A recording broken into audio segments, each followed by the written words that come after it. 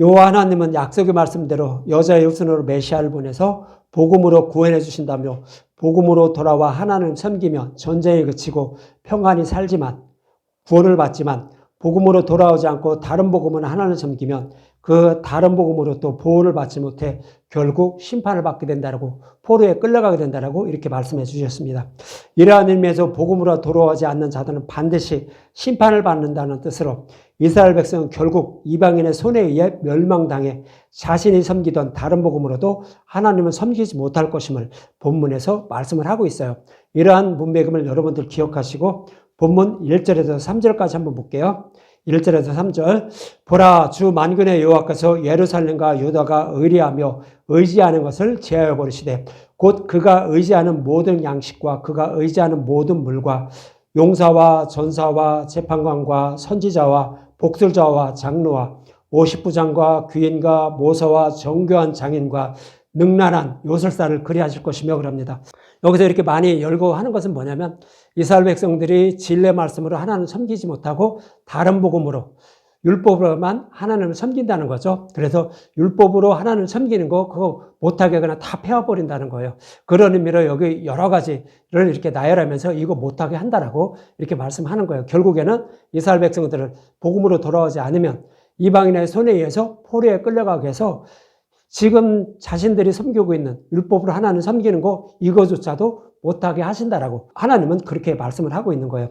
그래서 이스라엘 백성이 무엇으로 하나님을 섬기고 있었는지 말씀하고 있는 미가서 3장을 한번 보면 이렇게 섬겼다고 해요. 미가서 3장 9절에서 12절을 보면 이래요. 미가서 3장 9절부터 보면 야곱의 족속의 우두머리들과 이스라엘 족속의 통치자들 곧 정의를 미워하고 정직한 것을 굽게 하는 자들아 원하노니 이 말을 들을지어다 그래요. 이것은 우두머리와 통치자는 누구냐면 이스라엘 백성들을 다스리는 지도자들을 말해요. 종교 지도자들. 그들을 다 우두머리고 통치자들이라고 말하는 거예요. 그러면서 그들은 정의를 미워하고 정직을 굽게 한다는 거죠. 정의와 정직을 굽게 한다는 것은 진리의 말씀을 따르지 않고 다른 복음으로 하나님을 섬기게 만들었다는 거예요. 이스라엘 백성들을 뭘로 하나님을 섬기고 있었죠? 신의 산에서 주신 율법으로 생명처럼 여기며 하나님을 섬기고 있었어요. 그런데 그러한 모습을 보고 하나님 너희들은 정의를 미워하고 정직을 굽게 한다라고 이렇게 말하는 거예요. 그래서 오직 십자가에서 죽으시고 부활하신 복음으로 우리를 섬겨야 된다라고, 그러니까 하나님을 섬겨야 된다라고 신의 산에서 율법을 주시기 이전부터 이미 말씀해 주신 거예요. 그래서 율법으로 하나님을 섬기려고 하지 말고 오직 복음으로만, 장차 약속하신 메시아가 오셔서 율법을 복음으로 바꿔줄 거니까 그 복음으로만 섬기라고 가르쳐 주셨는데 그것을 망각하고 율법으로만 하나님을 섬기니까 이렇게 말씀을 하고 있는 거예요. 그러면서 이어지는 미가서 3장 10절에 이렇게 하죠.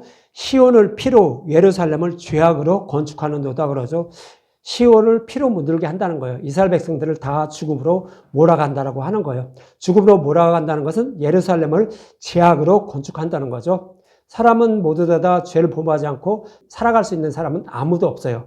그러나 예수님 십자가에서 율법을 복으로 바꿔주신 그 십자가 대속을 믿는 사람은 죄가 아무리 있다 할지라도 죄가 없는 자로 하나님은 여겨주셔서 구원해 주신다라고 창세전부터, 창세기 1장부터 말씀하고 있었던 거예요. 그래서 그 예수님을 믿음으로 우리는 죄가 없는 자가 되는 건데 그 예수님을 믿지 못하게 다른 복음으로만, 율법의 행위로만 백성들을 가르치고 있으니까 예루살렘을 죄악으로 건축하게 한다라고 하는 거예요. 죄를 사함받지 못하고 계속 죄가 늘어나게 한다라고 이렇게 말씀을 하고 있는 거죠. 그래서 그들을 다 죽음으로 몰아가고 있다라고 그렇게 말씀을 하고 있는 것입니다. 그래서 지도자의 죄를 말하는 이어지는 11절에 보면 이런 말씀하고 있어요. 그들의 우두머리들은 뇌물을 위하여 재판하며, 그러니까 뇌물을 얻기 위해서, 돈을 얻기 위해서 가르치고 있다고 하는 거예요. 그들의 제자는 싹스를 위하여 교훈하며, 싹스는 뭐예요? 가르친 대가를 얻기 위한 거죠. 그런데 이 싹스는 뭐냐 하면 율법을 전하면 율법을 지키길 원한다는 뜻으로 싹스를 원한다라고 이렇게 말하는 거예요. 그러면서 그들의 선지자는 돈을 위하여 점을 치면서도 여호와를 의뢰하여 이르기를 여호와께서 우리 중에 계시지 아니하냐, 재앙이 우리에게 임하지 아니하니라 하는도다 그러죠. 그래서 이스라엘 지도자들은요, 율법을 생명처럼 여기면서 율법을 지키는 것이 하나님의 뜻이라고 가르친다는 거예요. 그러면서 너희들은 이렇게 하나님 뜻대로 죄도 하나도 범하지 않고 율법을 지키면서 살아가니까 우리에게는 어떠한 재앙도 일어나지 않는다라고 가르치고 있다는 거예요. 그러나 하나님은 말씀하고 있죠. 10계명 이것을 모두 지켜야 된다는 거예요. 그런데 사도 바울도 지키지 못한 게 뭐가 있어요? 탐심이에요. 이것은 탐심은 겉으로 드러나지 않고 마음으로 범하는 죄를 말해요. 마음으로 생각하고 마음으로 어떤 내 이웃을 미워하고 이웃을 이렇게 남의 사람인데 이렇게 뭐 사랑하는 마음으로 조금만 가져도 이미 간음하고 살인했다라고 하는 거예요. 나에게 이웃 사람이 미워하는 말을 한 번 했는데 그 내가 듣게 되면 어떻게 되죠? 내가 하나님의 나를 미워한다고 하면서 그 사람을 미워하게 돼요. 그렇게 되면 어떻게 돼요? 이미 살인했다고 하죠. 그래서 이 마음으로 범하는 죄는 그 누구도 범하지 않고 살아갈 수가 없다라고 성경은 그래요. 그래서 십계명을 지킬 사람은 아무도 없는데 이스라엘 지도자들은 그 율법을 온전히 지키는 것이 하나님의 뜻이라며 그 하나님의 뜻도 모르고 그냥 그렇게 그 율법을 지키면서 하나님을 섬기면 우리는 당연히 구원받고 외적의 침략도 절대로 안 받는다라고 이렇게 가르치고 있다라는 거예요. 그러나 하나님이 그게 아님을 성경에서 말씀하고 있는데 그것을 모르고 이렇게 백성들을 가르치고 있다라고 이스라엘 지도자들을 책망하는 말씀으로 미가서에서 그렇게 말씀을 하고 있는 거예요. 그래서 이 삭슬을 위한다는 것은 요한복음 10장 12절이죠. 율법을 가르치면서 그 율법을 지키기 원하는 그런 자들을 예수님은 삭군이라고 이렇게 말을 하고 있어요. 그리고 또 점치는 죄, 점을 친다고 하죠. 돈을 위하여 점을 친다라고 미가서 3장 그렇게 말하는데 점치는 죄가 무엇인지 사무엘상 15장 23절에 이렇게 말해요. 이것을 거역하는 것은 그러니까 사울 왕에게 아말렉을 진멸하라고 했어요. 근데 그 말씀을 거역하고 거기서 여호와께 드리기 가장 좋은 양과 소를 가지고 왔다라고 하죠. 이것이 바로 점치는 죄라는 거예요. 그러니까 자기 마음대로 하나님의 말씀을 해석해서 하나님을 섬기는 거라는 거죠. 이것이 뭐예요? 점치는 거라고 하는 거예요. 그래서 이는 거역하는 것은 점치는 죄와 같고 완고한 것은 사신 우상에게 절하는 죄와 같음이라. 왕이 여호와의 말씀을 버렸으므로 여호와께서도 왕을 버려 왕이 되지 못하게 하였나이다 하니 그러죠. 그래서 사울 왕은 아말렉을 진멸하라는 그런 말씀을 거역하고 거기에 있는 좋은 소와 양, 살찐 기름진 소와 양을 가지고 와서 여호와께 그거로 제물로 드리려고 했던 거예요. 그러니까 사무엘은 그러는 거예요. 그것은 점치는 것과 같고 하나님을 우상처럼 섬기는 거라고요. 그렇게 함으로 여호와 하나님은 당신을 버린다고요. 당신을 왕의 자리에서 내려오게 한다는 거예요. 구원하지 못한다는 거예요. 구원받지 못한다고요. 그러니까 하나님의 정확한 진리 말씀, 하나님의 뜻을 알고 그 뜻대로만 하나님을 섬겨야 우리는 구원받는다는 거예요. 그렇지 않고 하나님의 뜻을 사울왕처럼 스스로의 소견으로 해석해서 하나님을 섬기게 되면 점치는 자와 같고 하나님을 우상처럼 섬기는 자와 같아서 왕이 되지 못한다. 구원받지 못한다라고 이렇게 말씀을 하고 있는 거예요. 그러니까 성경의 말씀을 스스로의 소견을 해석하지 말라는 거죠. 성경의 말씀 속에서 하나님의 뜻이 원하는 것이 무엇인지 정확히 알고 그것으로만 하나님을 섬겨야만 우리는 구원받게 된다라고 사울 왕의 모습을 통하여 이렇게 말씀하고 있었던 거죠. 그러면서 미가서 3장 12절은 이렇게 해요. 이렇게 살아간 자들 이렇게 한다는 거예요. 그러므로 이러므로 너희로 말미암아 시온은 갈아엎은 밭이 되고 예루살렘은 무더기가 되고 성전에 사는 수풀이 높은 곳이 되리라 하더라 그러죠. 하나님의 뜻대로 하나님을 섬기지 않고 스스로의 소견으로 하나님의 뜻을 해석해서 다른 복음으로 율법으로만 하나님을 섬기니까 결국 그들은 다 포로에 끌려간다는 거예요.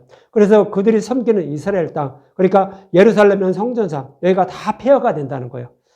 그러니까 사람이 잊지 못하니까 다 포로에 끌려가니까 다 폐허가 되겠죠. 그러니까 결국에는 심판을 받게 된다는 거예요. 하나님의 뜻대로만 하나님을 섬겨야지 자기의 소견에 오른 대로 하나님을 섬기게 되면 그럼 구원받지 못함을 성경은 그렇게 말씀을 하고 있는 거예요.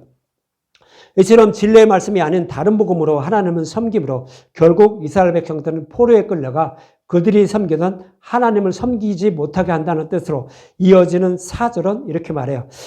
본문 4절이에요. 그가 또 소녀들을 그들의 고관으로 삼으며 아이들이 그들을 다스리게 하시리라 그러죠. 소년과 아이들이 이스라엘 백성들을 다스리게 만든다는 거예요. 여기서 소년과 아이들은 뭘까요? 유대인들은요, 이방인들을 하나님의 말씀을 모르는 애들처럼 여기고 있었어요. 그런데 너희들이 애들처럼 여기는 이방인들이 너희들을 다스릴 것이라고 말씀하는 것이 보여. 그가 또 소년들을 그들의 고관으로 삼으며 아이들이 그들을 다스리게 한다는 거예요. 무슨 얘기냐면 너희들은 진리의 말씀을 하나는 섬기지 않으니까 결국 이방의 포로로 끌려간다는 거예요. 그래서 그들을 섬기게 만든다는 거예요. 그들이 너희들을 지배하게 만든다는 거예요. 그래서 하나님이 섬기는 거, 너희들이 율법으로 하나님을 섬기고 이거조차도 섬기지 못하도록 이방인들이 섬기는 그 우상을 섬기게 만들어버린다라고 하나님은 그렇게 말씀을 하고 있는 거예요. 이러한 모습과 동일한 의미로 여호와 하나님은 이스라엘 백성이 왕을 원하자. 누구를 왕으로 세울까요? 이스라엘 백성의 왕은 여호와 하나님이에요. 하나님 왕이에요. 그런데 그 하나님을 섬기는 왕으로 섬기는 이스라엘 왕으로 계신 하나님이요. 자기들을 이 땅에서 잘 먹고 잘 살지 못하게 하고 맨날 외적에 침면 받겠어요. 그러니까 이 이스라엘 백성들은 어떻게 하겠어요? 아니 다른 나라들은 왕이 있어서 저렇게 잘 먹고 잘 살고 침략도 안 받고 저렇게 살아가는데 우리는 이거 뭐냐는 거죠. 우리에게는 왕이 없다는 거예요. 그래서 우리가 왕이 없으니까 우리는 맨날 침략만 받고 이렇게 못 살고 이렇게 살아간다는 거죠. 그러니까 우리도 왕을 달라고 한 거예요. 그러니까 하나님은 어떻게 하죠? 그들에게 그럼 내가 너희들이 원하는 왕을 세워줄게 하면서 누구를 세워요? 사울왕을 세우는 거예요. 그래서 사무엘상 8장 6절과 7절에 보면 우리에게 왕을 줘 우리를 다스리게 하라 했을 때 사무엘이 그것을 기뻐하지 아니하여 여호와께 기도하며 여호와께서 사무엘에게 이르시되 백성이 내게 한 말을 다 들으라. 이는 그들이 너를 버림이 아니요 나를 버려 자기의 왕이 되지 못하게 함이라 그러죠. 이스라엘 백성들은 하나님이 왕이에요. 그들의 왕이에요. 그들을 다스리고 있는 거예요. 그런데 이방인들은요, 우상을 섬기고 있으면서 그들을 왕을 세웠어요. 그런데 그들은 침략도 안 받고 잘 먹고 잘 살아요. 그런데 이스라엘 백성들은 맨날 힘들게 살면서 왕이 없으니까 힘들게 살면서 침략만 받아요. 그러니까 어떻게 했어요? 이 생각이, 아, 우리는 왕이 없으니까 이렇게 사는구나 생각하고 이방인들처럼 그들이 왕으로 섬기는 그런 왕을 세워달라는 거예요. 그러니까 하나님, 그래, 그럼 니들이 원하는 왕 세워줄게 하고 세워준 왕이 뭐예요? 사울왕을 세운 거예요. 사울왕은 어떤 왕이에요? 세상의 왕이에요. 세상의 왕이면 어떡하죠? 그들을 진리로 이끌지 않고 자신을 위한 백성으로밖에 생각을 안 해요. 우리 대통령도 마찬가지예요. 국민들을 위한 그런 대통령으로 세워줘야 되는 거예요. 그런데 대통령 보통 뽑으면 어떡하죠? 다 대부분이 자기가 왕노릇만 하다 내려와요. 그래서 여기서 이스라엘 백성들도요. 세상 왕처럼 우리를 다스리는 편하게 잘 먹고 잘 사는 이런 왕을 원했는데 하나님은 그런 왕이 아니라 이 땅에서는 금방이라는 거예요. 이 땅에서 아무리 살아보면 금방 지나가고 내가 어렵고 힘들지라도 이 땅에서 하나님만 꼭 붙잡고 살아가면 우리 육신이 죽게 되면 저 하나님 나라에 그렇게 아주 잘 살 수가 있다는 거예요. 그런데 그렇지 않고 이 땅에서 잘 먹고 잘 살면서 정말 내가 대통령처럼 왕처럼 이렇게 생활한다고 할지라도 부자로 살아간다고 할지라도 이것은 금방이에요. 금방 지나가고 육신이 죽게 되면 어디로 갈까요? 저 부자처럼 저 지옥에 가서 그 험한 고통을 받으면서 평생 살아가야 된다는 거예요. 나오지도 못하고. 하나님은 그 사실을 알기 때문에 그 이스라엘 백성들을 구원하기 위해서 이스라엘 백성들을 진리로 이끌어주기 위해서 세상 왕을 세우지 않고 진리로만 이끌어주는 하나님이 왕이 되셨던 거예요. 그러나 이스라엘 백성들은 그걸 피한 거죠. 싫다. 나 이 땅에서 잘 먹고 잘 사는 거 원한다고 한 거예요. 그러니까 하나님은 그들에게 사울왕을 선택해서 그를 세워준 거죠. 그래서 사무엘상 10장 13절에 이제 너희가 구한 왕, 너희가 택한 왕을 보라. 여호와께서 너희 위에 왕을 세우셨느니라 이렇게 말하는 거죠. 그래서 결국 이제 이스라엘 백성들은 침략만 받고 저기를 하다가 결국에는 이제 누가 나중에는 왕이 돼요? 다윗이 왕이 되죠. 그래서 그런 이스라엘 백성들을 불쌍히 여겨주셔서요. 이스라엘 백성들이 왕을 원하기 이전에 이미 그들을 위한 왕을 준비하고 계셨어요. 이것이 이제 룻기 4장 22절과 사무엘상 16장 1절에 이런 말씀하고 있죠. 룻기 4장 22절에 보면 오벳은 이새를 낳고 이새는 다윗을 낳았더라 그러죠. 이스라엘 백성들이 자기들을 위한 왕을 원하기 이전에요. 이미 한 왕을 준비하셨어요. 다윗을 준비하셨는데 이 다윗은 예수님을 상징하는 거예요. 예수님이 그들을 다스리는 왕으로 준비를 시켰던 거예요. 그래서 미리 준비를 착착착착 하고 있었는데 그 사실도 모르고 이스라엘 백성들은 육적인 왕을 자신들이 원하는 왕을 원했다라고 말하는 거예요. 그래서 사무엘상 16장 1절에 보면 여호와께서 사무엘에게 이르시되 내가 이미 사울을 버려 이스라엘 왕이 되지 못하게 하였거늘 내가 그를 위하여 언제까지 슬퍼하겠느냐. 너는 뿔을 기름에 채워가지고 가라. 베들레헴 사람 이새에게를 보내리니 이는 내가 그의 아들 중에서 한 왕을 보았느니라 하시니라 그러죠. 그래도 결국 룻과 보아스를 통하여 이새를 낳고 이새를 통하여 그 밑에 이제 다윗을 낳게 되죠. 다윗을 낳아서 그 이스라엘 왕으로 이렇게 세웠던 거예요. 그것을 준비하고 있었는데 이스라엘 백성들은 자기들이 원하는 왕을 원했다는 거죠. 무슨 얘기냐면 하나님 이 땅에서 나를 잘 먹고 잘 살고 편안히 살게 하고 그리고 구원대 해주시옵소서 이런 마음으로 이스라엘 백성들은 하나님을 섬겼다는 거예요. 그렇지 않고 하나님은 그것이 아니라 이 땅에서는 그냥 평범하게 먹고 살게 한다는 거예요. 부자도 아니고 저기도 안 하고 이렇게 먹고 살게 하고 진리의 말씀을 알고 깨닫게 해서 그들을 구원하실 왕 다윗 예수님을 이렇게 준비하셨다라고 성경은 그렇게 말씀을 하고 있는 거예요. 그런데 이 다윗만 이때 당시에만 이렇게 준비한 것이 아니라 이미 창세전부터 말씀을 하고 있었던 거예요. 우리 왕으로 이러한 예수님을 준비할 거야. 그래서 창세기 1장부터 말씀하고 있었는데 창세기 49장 10절에 보면 규가 유다를 떠나지 않으며 그러니까 이스라엘 다스릴 왕이 유다의 후손으로 온다는 거예요. 그래서 규가 유다를 떠나지 않으며 통치자의 지팡이가 그 발 사이에 떠나지 아니하시기를 신라가 오시기까지 이르리니 그에게 모든 백성이 복종하리로다 그러죠. 유다의 후손으로 오실 예수님이 우리의 목자가 되셔서 우리를 진리의 길로 인도해 주셔서 우리를 구원해 주신다는 거죠.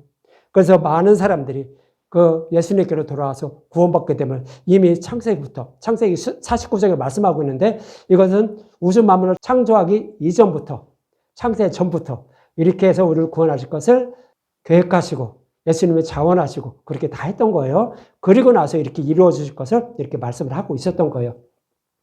이 모습과 같이 이스라엘 백성이 원하는 대로 복음을 모르는 이방인에게 그들을 다스리게 하신다는 뜻으로 소년과 아이들이 그들을 다스리게 하신다라고 말씀하고 있는 거예요. 그래서 소년과 아이들이라는 것은 진리의 말씀을 모르는 이방인들이 속해서 이스라엘 백성들이 거기서 하나님을 섬길 것임을 하나님을 제대로 섬기지 못하면서 이방인들이 섬기는 우상을 섬기면서 그렇게 살아갈 것을 말씀하고 있는 거예요. 그것이 소년과 아이들이 그들을 다스리게 된다고 이렇게 말씀하고 있고 또 사울 왕을 통하여 이스라엘 백성을 통치하는 모습 그 모습도 동일한 모습이에요. 너희들이 원하는 왕 그러면 너희들이 이렇게밖에 살 수가 없어서 구원받지 못해. 알았지? 그렇게 하지 말아라고 이렇게 경고하는 모습이 사울 왕이 그들의 왕이 돼서 다스리는 모습과 똑같은 거예요. 그런데도 복음으로 돌아오지 않고 여호와께로 돌아오지 않고 다른 복음으로 하나님을 섬김으로 결국 포로에 끌려가게 하실 것임을 소년과 아이들을 그들을 다스리게 한다라고 이렇게 말씀을 하고 있는 거예요.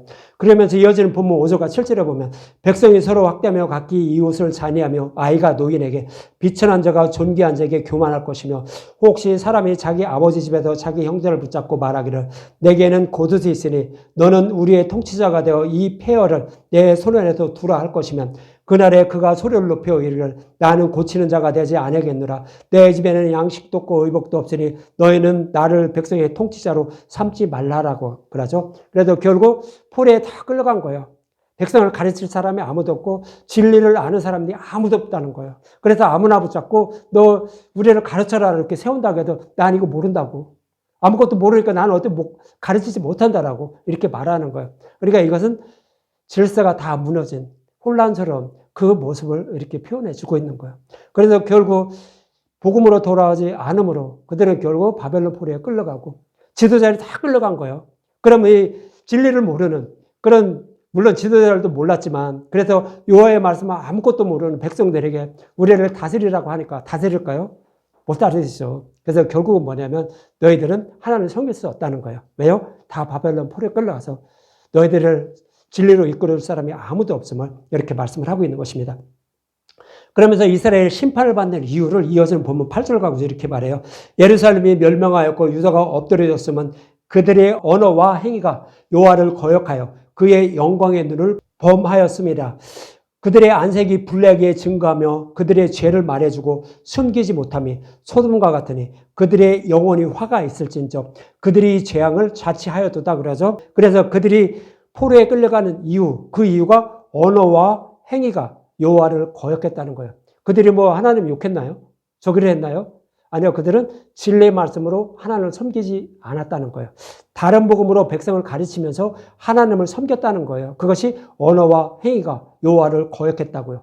영광의 눈을 범하였다는 것은 뭐예요? 십자가를 배척했다는 거예요. 영광은 십자가 대속을 말하는 거예요. 십자가 사건. 그것이 영광, 여호와의 영광이에요. 그런데 그것을 범하였다는 것은 뭐예요? 율절 양의 죽음으로 그들을 바로의 노예에서 해방시켜서 하나님 백성으로 삼아주셨는데 이것을 배척해버렸다는 거예요.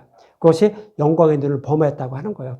그래서 이 십자가 대속을 배척함으로 그들은 죄를 사함받지 못해서 결국 사탄의 포로에 살 수밖에 없는 거예요. 거기서 해방되지 못한 상태예요. 그러니까 그들은 결국 바벨론 포로에 끌려갈 수밖에 없었음을 이렇게 말씀을 하고 있는 거예요. 그래서 그들의 언어와 행위가 여호와를 거역한 모습을 예레미야 6장 15절은 이렇게 말하고 있어요. 예레미야 6장 15절.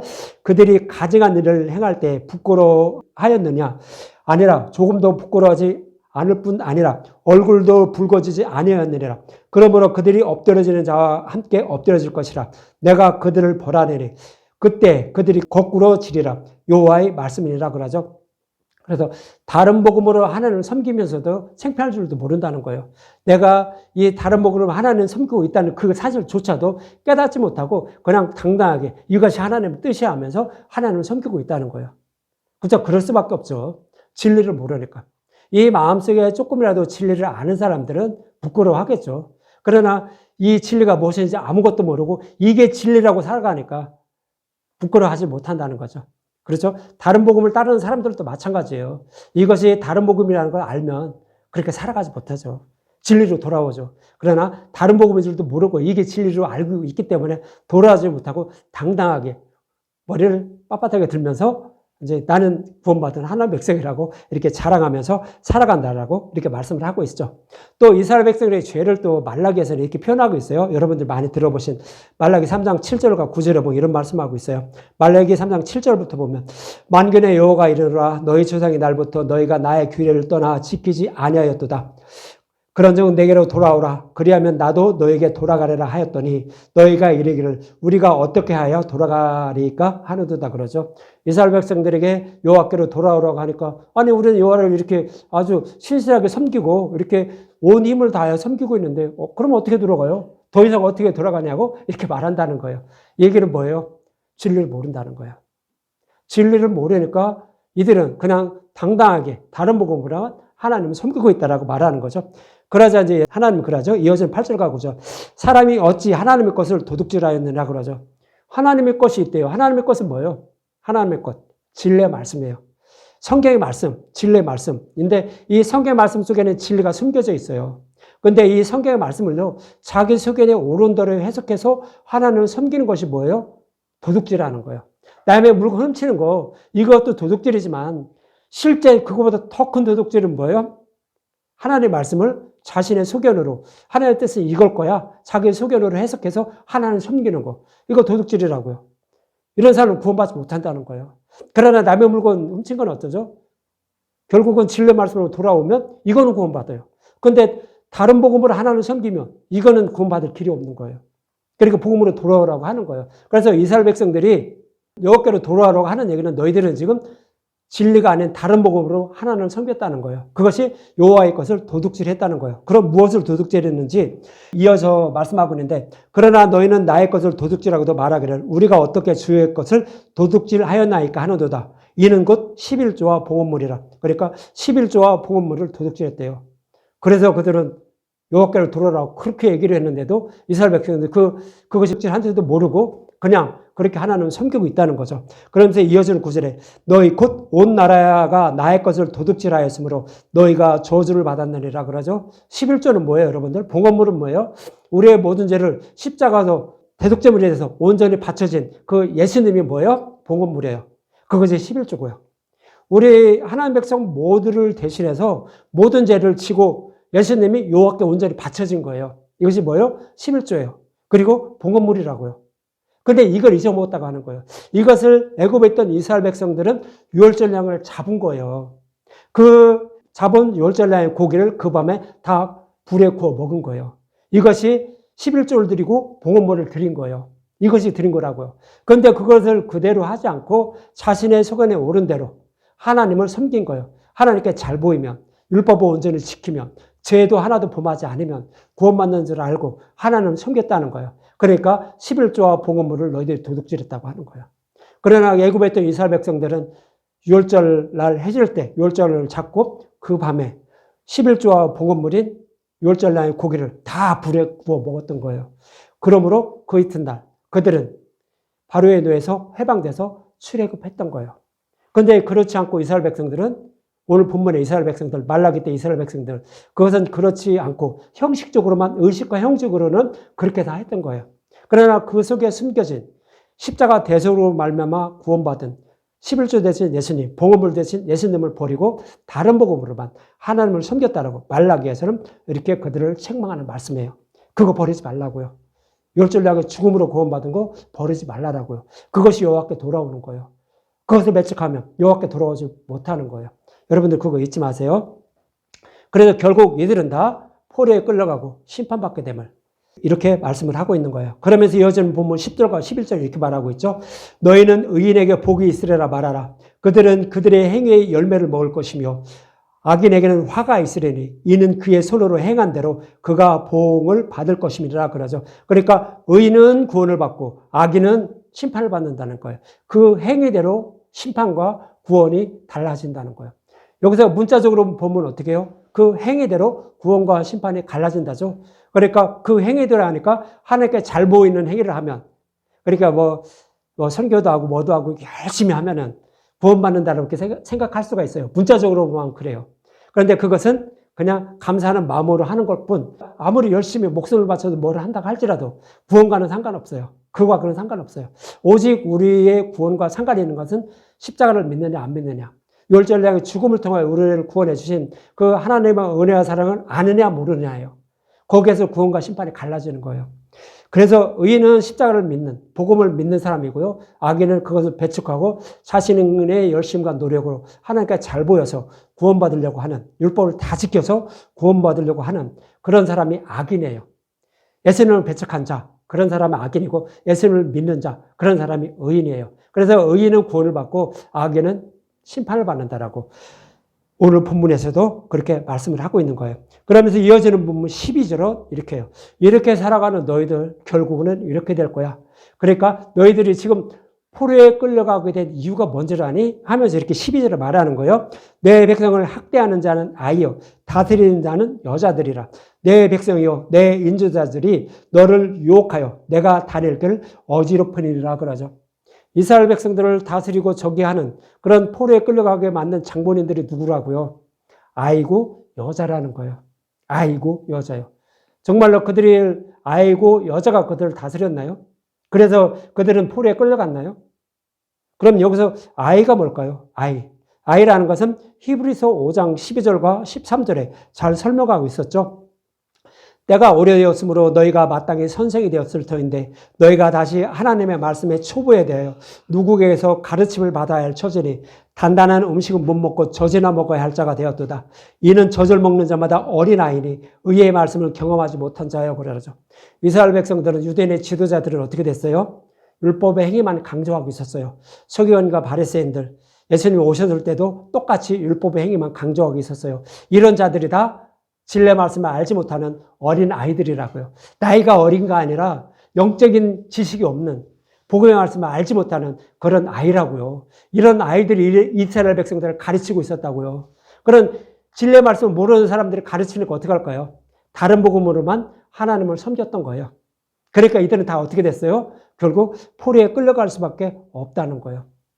그리고 또 아이 말고 또 여자가 가르쳤다고 하죠.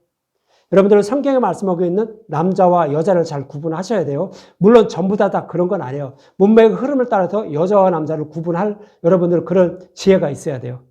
그래서 대부분이 여자와 남자는 어떻게 구분하냐면 성별로 남자, 여자를 구분하는 게 아니에요. 성경은 그렇게 기록하고 있잖아요. 여자는 교인, 저와 여러분들 모두를 상징해요. 그것이 여자예요. 그리고 남자는 예수님 한 분뿐이에요. 예수님 한 분뿐이 우리의 생명을 살리는 씨를 가지고 있어요. 복음의 말씀을 가지고 있다고요. 이분이 남자예요. 그래서 신약에 보면 여자들은 조용하고 아무 얘기도 하지 마. 남자만 얘기해. 그러죠. 그러니까 어떻게 해요? 여자들은 뭐 목회자도 하지 말고 저기도 하지 말고 그냥 교회 오면 가만히 그냥 얘기만 듣고 가. 이렇게 설교하는 분들도 있어요. 근데 이건 진리를 모르는 분들이에요. 진리의 말씀을 가진 사람이 남자예요. 진리의 말씀을 가지지 못한 사람이 여자고 자기 자신이 여자인 줄도 모르고 그렇게 전하고 있어요. 그래서 여기서 여자는 교회, 그러니까 진리의 말씀을 알지 못하고 남자의 씨를 받아야만 새로운 피조물로 거듭나. 그러니까 믿음이라는 아이가 잉태돼서 새로운 피조물로 거듭나는 그런 사람이 누구예요? 여자예요. 그러나 남자는 생명을 말씀인 씨를 가지고 있는 그분, 예수님 한 분뿐만 남자예요.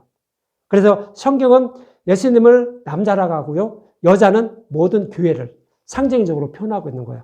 그런데 여기에서 예수님이 씨를 줘서 믿음이라는 아이가 잉태돼서 새로운 피조물로 거듭나면 이 사람은 어떻게 될까요? 예수님의 형상을 닮은 자가 돼요. 예수님의 옷을, 의의 옷을 입혀줘요. 그러니까 하나님이 이제 너도 내 아들 예수를 닮았구나 해서 남자로 여겨주셔요. 그러면 이 사람이 바로 남자인 거예요. 그러니까 복음의 말씀을 알고 깨달은 자가 누구라고요? 예수님은 닮은 자예요. 그래서 이를 남자라고 여겨주신다고요. 그래서 남자라고요, 이 사람도. 그런데 여자는 누구예요? 진리의 말씀을 모르는 사람이 여자예요. 그래서 여기서 이스라엘 지도자들이 여자라고 하는 것은 뭐예요? 진리의 말씀이 아닌 다른 복음으로만 백성들을 가르치고 있다고요. 그러니까 백성들이 다 죽어가고 피를 흘리면서 포로에 끌려갈 수밖에 없더라고. 오늘 본문에서 말씀하고 있는 거예요. 오직 진리의 말씀으로만 하나님을 섬겨야 돼요. 그래야만 그들의 생명을 살 수 있다라고 하는 거예요. 그래서 이스라엘 백성들은 아이와 여자가 가르치고 있으니까 진리의 말씀을 모르는 그런 자가 가르치고 있으니까 결국에는 다 죽음에 이르게 됐다고 포로에 끌려갈 수밖에 없다라고 멸망당할 수밖에 없다라고 오늘 본문에서 그렇게 말씀을 하고 있는 거예요. 이러한 의미에서 아이며 여자가 하나님의 백성을 인도한다는 것은 진리의 말씀을 알지 못하는 자들이 말씀을 가르치고 있으므로 결국 이스라엘 백성이 진리를 알지 못해 심판을 받게 되었다라고 말씀하는 것입니다. 이처럼 이스라엘 백성들은 다른 복음을 하나님 섬겨로 말미암아 결국 심판을 받게 된다라고 오늘 본문에서 말씀을 하고 있는 것입니다. 저와 여러분도 아무리 열심으로 하나님의 이름을 부르며 섬긴다고 할지라도 누릿과 꿀이 들어간 다른 복음으로 하나님을 섬기면 결국 구원을 받지 못하고 심판을 받게 됨을 여러분들 잊지 마시고 오직 진리의 말씀으로만 하나님을 섬겨서 영원한 생명을 얻는 저와 여러분이 되시기 바랍니다.